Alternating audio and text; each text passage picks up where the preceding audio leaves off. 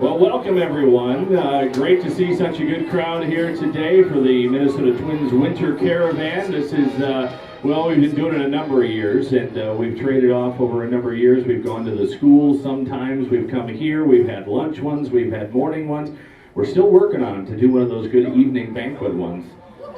We're trying for that, Dick. I'm throwing that out there just so you can throw the pressures, you know.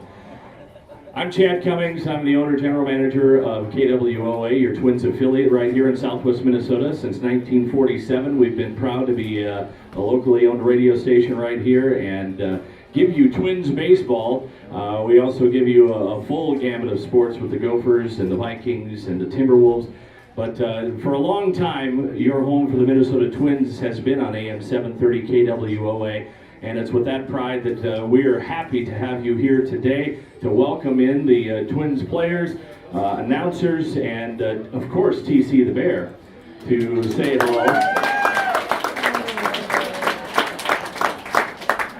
We also want to thank our friends from MediaCom who provided coffee, rolls, and orange juice. And don't forget to check out the Twins, where you can see people who look a lot better than us on radio, TV people doing Twins things. Yeah. Some of us have a face for radio, some of us are good looking enough to be on TV, and that is who we welcome today to introduce the rest of the caravan. From Fox Sports North, your voice of the Minnesota Twins, Dick Berner. Thank you very much.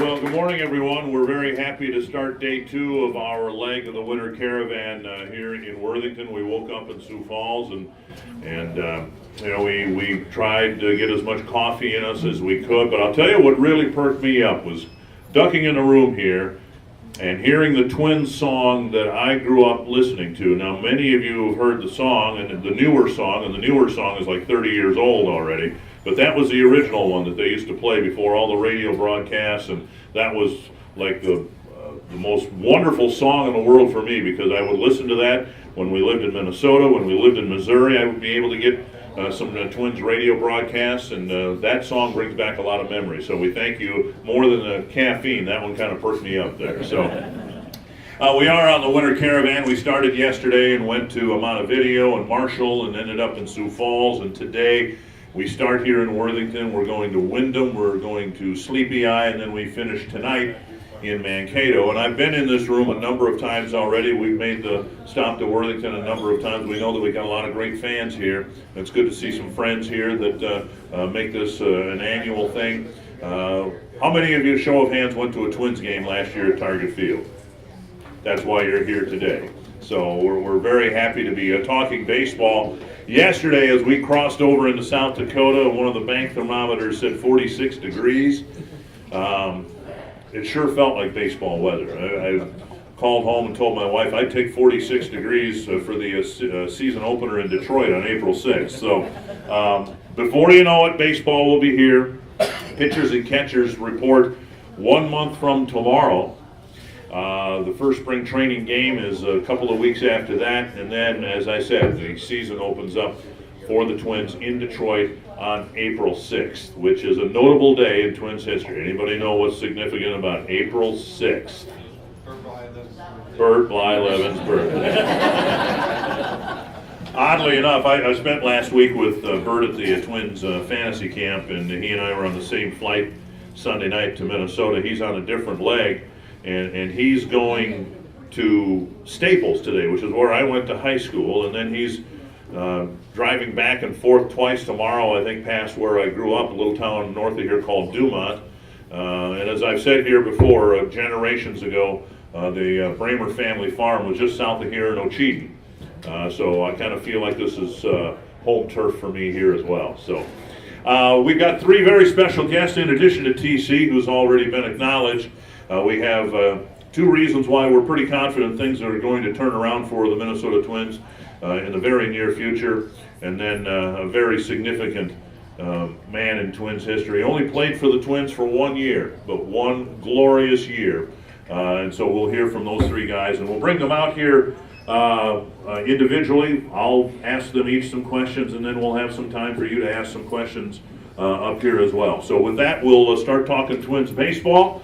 And bring out a guy who was a second baseman for the Twins last year. He participated in the home run derby for the Twins in the All-Star game at Target Field, and I don't think you'd have to stretch your imagination too far to imagine him actually playing in the game this year in Cincinnati. One of the best second basemen in the game. Let's bring out Brian Dozier. Brian?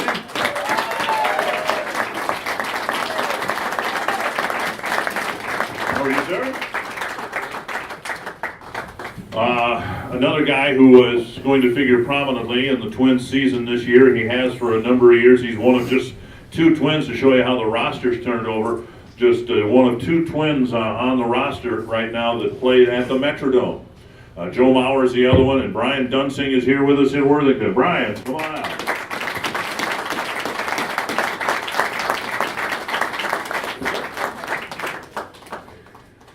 And of course, the goal is for these guys to help lead the Twins into the postseason, through the postseason, into the World Series. And the Twins haven't been in a World Series since our next guest won the MVP of that World Series. And why not? He pitched the greatest game in World Series history. Jack Morris.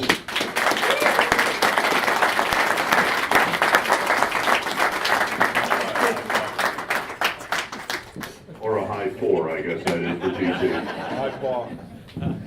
Let's start over here with Brian Dozier, since we have two Brians with us. Brian's an outdoorsman. In fact, everybody up here, I think they all fit real well into this part of the world. We know you folks like to hunt and fish and all that, and all three guys up here are avid outdoorsmen. But Brian, let's talk a little bit about your off season outside of the bow hunting you do and all that, and your involvement in your projects in Nicaragua. Yeah, it's been kind of a busy off season for me this year. Thank you, Bear. Goes on the bus, Bear. Yeah, that would be good, with hanging out with a bear on a bus. That's kind of baiting Bear After right eating there. that. It's been a busy off season for me. Right after the season, took a little time off. Did a bunch of deer hunting and duck hunting and stuff like I love to do down in Mississippi. That's where I stay in the off season. And then my wife and I took a trip down to Nicaragua for about 7 or 8 days. They keep making fun of me because the way I say Nicaragua. Some Mississippi country boy trying to speak Spanish doesn't go very well. But anyway, so yeah, we went down there. We went down there last year as well as this year. Maybe 2 years in a row now. Last year we dug some trenches for this village, this poor village that I guess down there they pretty much drink like muddy water. It's not even clean water. And we dug for a clean water system down there. This past year, we built a school for some children in a small city, and that went great. We love it. Try to make it a yearly thing down there. So that's been pretty much my off season, along with a few best friends getting married or whatever it seems like, and that time in my life. So, but anyway, it's been a busy off season, but a lot of fun. Brian, that's worthy of some applause, sure. Brian put together his own individual highlight reel, some spectacular plays at second base, and if you were there at Target Field, you probably saw one or two of them. But I want to talk to you specifically about the home run hitting contest. You were invited to participate the day before the All-Star game. You're used to playing in front of big crowds, but here Target Field was sold out. You had not only a national TV audience, but an international TV audience, and then above and beyond that, you turned it into a family affair. Yeah, I got to participate in the Home Run Derby this past year. It was an unbelievable experience. It really was. And family and friends got to come up for the week and for the few days in Minneapolis. And just to represent the Twins at home, that was pretty special. I asked my brother to be the one pitching to me.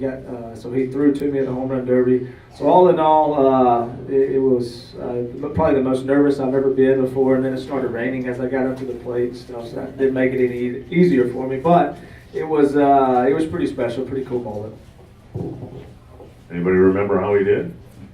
How many he hit? 2. See, they were paying attention. They were paying attention.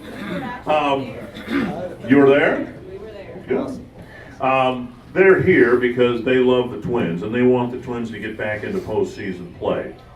Give them the reasons you think that can happen as soon as 2015. Yeah, it's obviously evident that we've had a rough couple of years, 3 or 4 years in a row now. But it's you know, a lot of changes that we've made this off season coming into this season. Excuse me. It is I think it's more exciting than ever, to be honest with you. It's with bringing back Torrey Hunter, we needed a guy to hit in that middle of that lineup like Torrey has in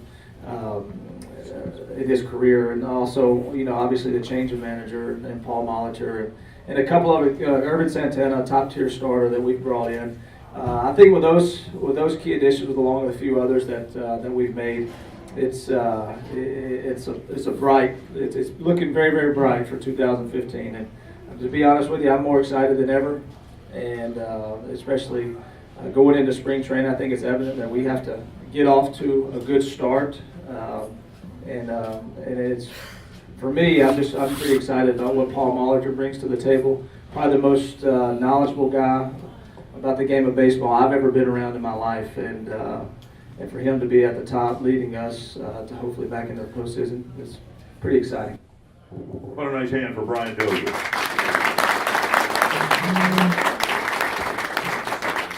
Mentioned that, you know, here we are going through into South Dakota and back into Minnesota. We're going to work our way over to Rochester, I think, on Wednesday and all that. And it's fitting that these three guys would be put together in a group because they all are outdoorsmen. Our next guest grew up in Nebraska, big avid hunter, deer hunter, bird hunter, prairie dog hunter, and he really enjoys the outdoors. So he's kind of nice fit for this group. Let's bring up to your attention, Brian Dunsing.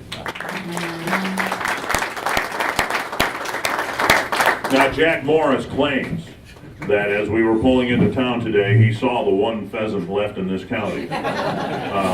But you're a big bird hunter, right? You enjoy pheasant hunting, right? I used to. Grew up in Nebraska, bird hunting with my dad, walking to try to get some pheasants, but can't find them anymore. Yeah. I prefer European pheasant hunts now. I mean, does anyone know what that is? A European pheasant hunt? Anyone ever done that? Basically, you are in a giant circle, and then they throw the birds up in the middle, and you just let it eat. So I'm not gonna walk for a bird again, probably. You got a heart rate chart over there. It doesn't sound like a European pheasant hunt does anything for your heart rate. You just stand there and shoot. It's still exciting. Okay. And you just go through like 4 or 5 boxes of shells, and yeah, but you don't go anywhere. Oh, okay. Yeah. All right. Well, let's talk about your role with the Twins and your bullpen role. You were a starter, of course, when you were first with the Twins. You kind of transitioned back and forth a little bit. Is there any comfort in knowing exactly what your role is now, unlike some other years? It makes it easier to prepare. Obviously, when you swing back and forth, I'd come to the ballpark not knowing what I was going to do. Now I know at least I'm in the bullpen, so I can mentally prepare that way and physically prepare that way. I mean, it's still difficult. Last year was my first full season as a reliever, but I mean, you got to be ready to go every day. You might not pitch for 5 days, or you might throw for 3 days in a row, and it's a little taxing, but it's fun. I'm kind of getting the hang of it, I think. And in one day in particular, 2 years ago, you got into 2 games, a doubleheader against the Chicago White Sox, and you won both games. First guy since Walter Johnson in the franchise that was the Senators, now is the Twins. Only 2 guys have won both games of a doubleheader. Now, Walter Johnson probably pitched 20 innings in that doubleheader to win both games, and you pitched a total of what? 2? Efficiency. Yeah, so the first game, it was like the 7th inning. I think we were down a run, kind of in a jam. I came in and got a lefty out, and then we scored a couple runs the next half and snuck a win out. And then, so I mean, after that, as a reliever, you know, you tend to use all of us within the 2 games. So after I threw that first game, I thought, there's no way I'm going to throw in the second game. So I'm in the bullpen just farting around with all the rest of the guys. And next thing you know, the phone rings and told me to get up. And that's when my heart rate really started going, because I was like, I was not prepared for this. But yeah, same thing happened. We were down 2 runs, I think. And 4 or 5 runs later, we scored and snuck another one. And next thing you know, I guess I'm in the record books, kind of. Joining Hall of Famer Walter Johnson. Now, we talked about Brian Dozier's work in Say that again. It really sounds nice coming out. Nicaragua. Nicaragua. But the Brian to my left here, Brian Dunsing, on Thursday night is going to be honored with the Carl R. Polat Award for Community Service in the Twins organization. Talk a little bit about you and your wife and your commitment to giving back to both the community in the Twin Cities and back home in Nebraska.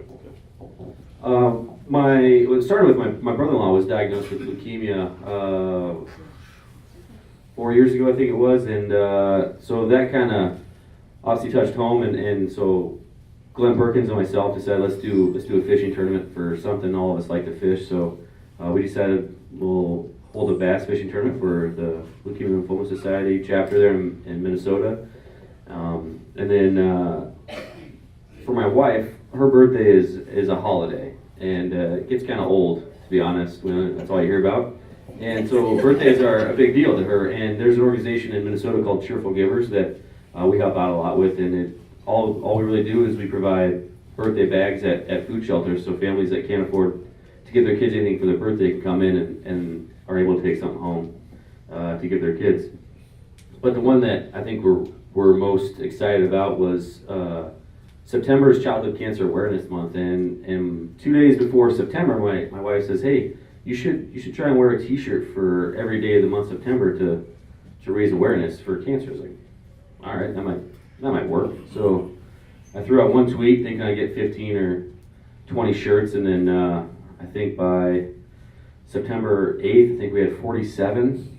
And what we decided to do is I wore a shirt every day, gave information about the fund or the foundation or the child that was dealing with cancer, and then we donated to every foundation on top of it. But it was exciting. I mean, I wouldn't obviously not get the award if it wasn't for her, but we're able to give back, and we're able to be on a platform where we can do some good. So we try to do that. What a nice hand for Brian Dunsing.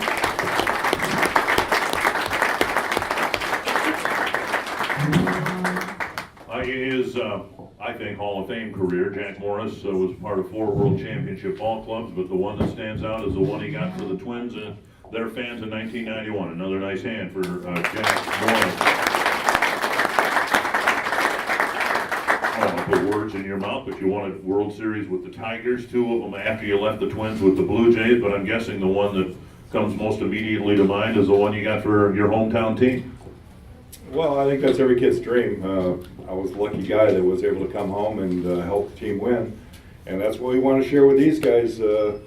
It's fun for me to be around these 2 guys. They're quality guys. I've known them for a few years, not the way I'd like to know them, not the way they might want to get to know me, but it's something that we all, the guys from our generation, want to share with these guys so that they might also receive some of the warm fuzzies that we have gotten over the years.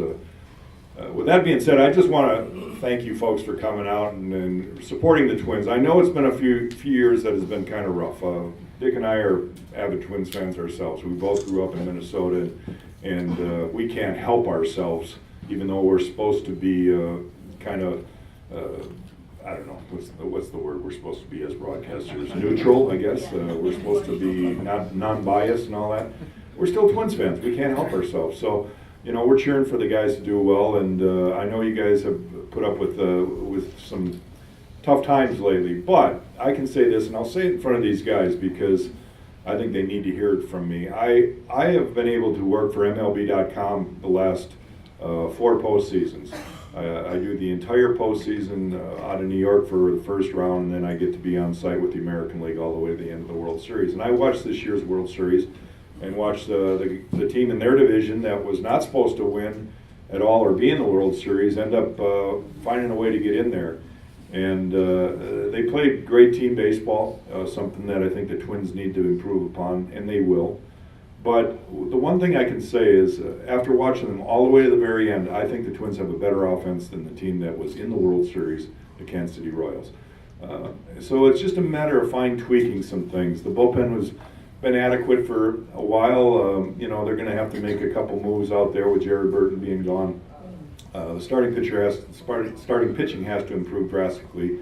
And but more importantly, the missing ingredient that I see, the one that I always see every fall is team chemistry. It's nothing that the sabermeticians can write about. They don't know or understand that because there's no adequate number that equates to it.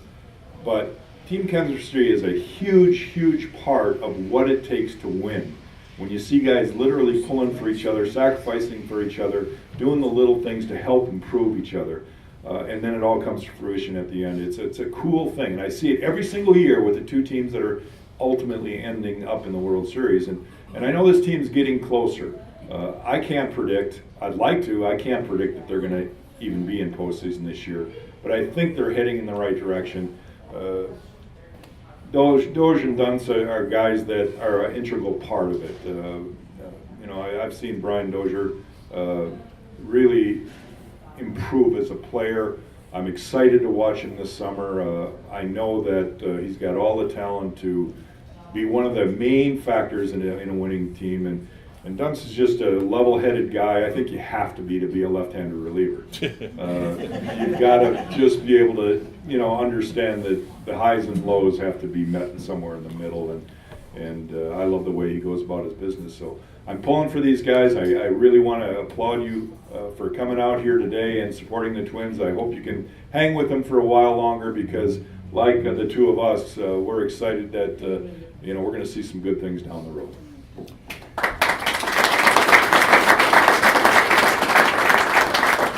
Just about everybody here has very vivid memories of the '91 World Series. I want to take you back to Game 6. Kirby ends Game 6 with a home run. So we know there's going to be a Game 7, and you're gonna have the stage for Game 7. What were the next 24 hours like for you right after Kirby hit the home run? Well, I think there's, most kids that play the game, you have this dream as a young kid. You want to be, because you've lived it, you've seen it on TV or, in our case, radio and Morse code and all the stuff that we had back in those days. But, you have this vision or dream that you're either the guy that hit the home run to win the World Series, or you're the guy on the mound that pitched the World Series, or the guy that made the great catch to prevent the other team from scoring the winning run in the World Series. So I had already lived that through my mind a million times, and quite honestly, I knew that if I ever got that chance, that mentally that part of the game would never be an issue because I was prepared for it.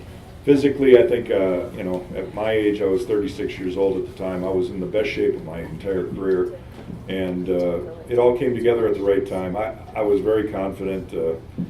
Dick wants me to go into a story. It's a story. We won. It was great. We had great teammates, and we want these guys to win. Thank you very much.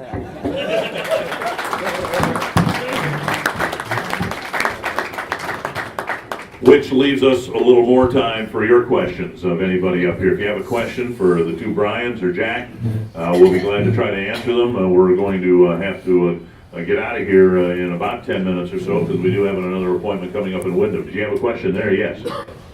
I had the pleasure of seeing you pitch in Game 1 of the '91 World Series. Definitely one of the highlights of my life. I was wondering in Game 7, after you pitched 10 innings, if the Twins didn't score at the bottom of the 10th inning, were you prepared to go 11, 12, 13, and so on? How much gas did you have left in your tank? I don't think I had many more than 9 more innings. And you got to understand, it's all adrenaline. It's all just, every team is already home, except the two that we're playing. And we're going home tomorrow. Somebody's going to win. I grew up as a huge Viking fan. I saw, some of my old heroes, Tarkington, and, lose Super Bowls. And it was tough because I was living and breathing and dying every time they won or lost a game. And being in the Super Bowl that many times and not win was very disappointing for a young boy growing up in Minnesota. And I was going through, those thoughts were going through my mind as I'm watching the fans just absolutely spent cheering their hearts out for us. So I just, the will came stronger and stronger as the game got deeper and deeper. And I know I have some left. I'm grateful that we finally scored a run. But I know in my heart of hearts, I'd already fooled my manager into letting me go out for the 10th, so I don't think he was going to argue with me for the 11th. Maybe you're like me when I watch highlights of the '91 World Series, or most of us, or many of us anyway, have the DVDs if we put it in, and all these tense situations. I still get nervous, and I know how they turned out. That's how intense it was. Some other questions? Yes, in the back. What's it really like working with Bert? What's it really like working with Bert? The best way I can describe it, my son now is 19 years old, but it's a lot like when he was 5. You don't know what he's going to say next. What I tell people is he's very successful as an analyst because he has the same work ethic he had when he was a Hall of Fame pitcher, which means once every 5 days he's really good. This will be our 20th year working together, so we're celebrating a bit of an anniversary ourselves. Yes. My birthday is the 2nd of April, so I just don't know how many days. Okay. So you have a chance. Your birthday is the 2nd of April. You could get a gift and then re-gift it to Bert if you wanted to. I'm so happy that they brought Tori Hunter back. Oh, and we're all happy that they brought Tori Hunter back. Some other questions? Yes. Jack, Sparky, you're just in South Dakota where he was from. What are your thoughts on him? The question was my thoughts on my ex-manager, Hall of Fame manager, Sparky Anderson. He taught me the game. He taught all of us that grew up in the minor leagues with the Tiger organization. We were young high school and college kids that had dreams of becoming something in the big leagues, and Sparky made sure that we understood what the game was all about. He made us respect our uniform, play the game hard. He loved the press. Nobody could mess with him better than he could. Unlike TK and Cito Gaston, who are both managers, in a lot of ways managed the game and managed the team similarly than Sparky, but Sparky relished the time to just twist the press upside down and make them just shake their head and say, "You never answered one of my questions." And I've been in there for an hour. He was really good at it. But yeah, I love the guy. One of the things that is hard for a guy like me is that some of my favorite people in the game are no longer here.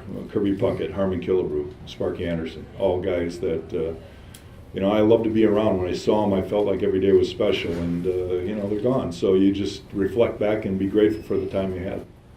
One more question, if it's out there. Yes. I'm not sure I have a question, but I'd like to say thank you to Jack Morris for his '91 World Series performance, obviously. Okay. The other thing I'd like to share is thank you, Brian Dozier, for always being the guy with the first dirty uniform every day.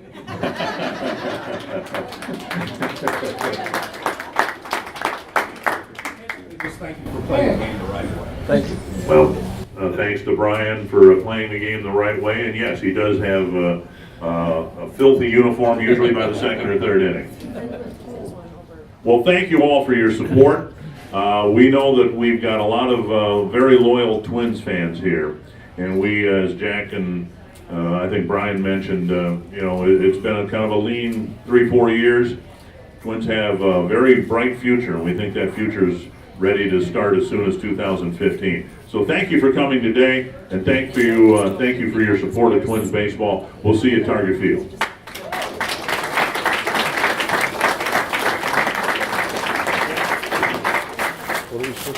Take a little minute, they're going to do some quick little, they got some gifts and stuff they're going to hand out to a few people and things like that. And we're also broadcasting live on AM 730 KWOA right now in the back of the room. Jared and Sonia and Justine's roaming around. This whole broadcast is live here from the Y. And thank you again to the Twins listeners. Be sure to join us each and every game on AM 730 KWOA.